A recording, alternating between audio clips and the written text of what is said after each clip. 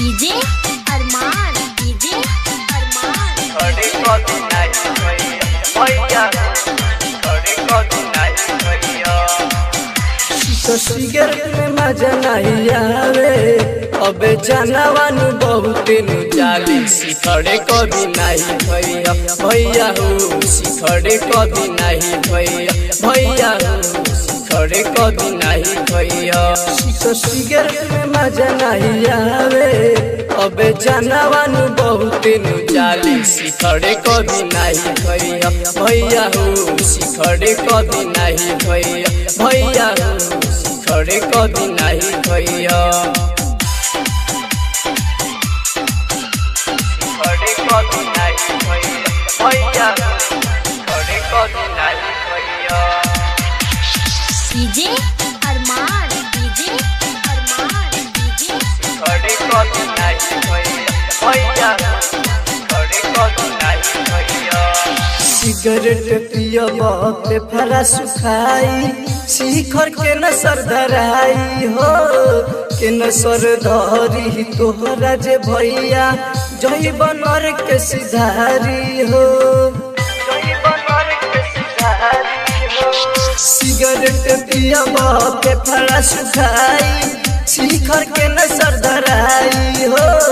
के न सर धरी तोहरा जे भैया जय बनर के सिधारी हो ये बात सोची सब लोग डरेला फिर नशा कहे दूरी ना हटेला खड़े कभी नहीं भैया भैया हो खड़े कभी नहीं भैया भैया हो खड़े कभी नहीं भैया खड़े कभी नहीं भैया भैया खड़े कभी नहीं भैया डीजे अरमान खड़े कभी नहीं भैया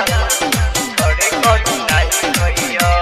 तहारू हौवे बहुत खराब जिए नदी तोहे शांत हो नस में रहब हरदम नसाइल नाशा करी तोहे नाश हो नाशा करी तोहे नाश तहारू हौवे बहुत खराब जिए नदी तोहे शांत हो नशे में रहब हरदम नसाइल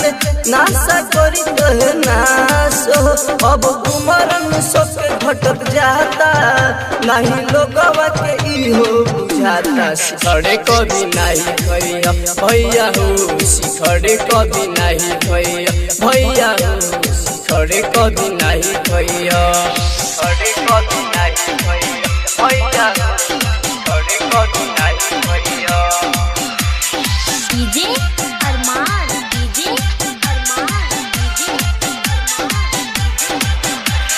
मन दीवाना लिखे लगतिया दुनिया पर सोची सोची हो कृष्ण दीवाना गावे लगतिया दोनों हथवा जोड़ी हो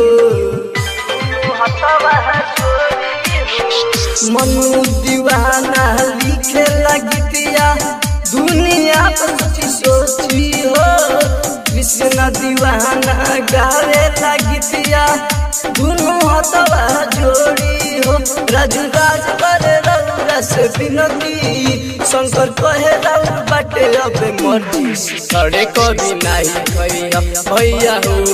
खड़े कभी नहीं भैया भैया हो खड़े कभी नहीं भैया।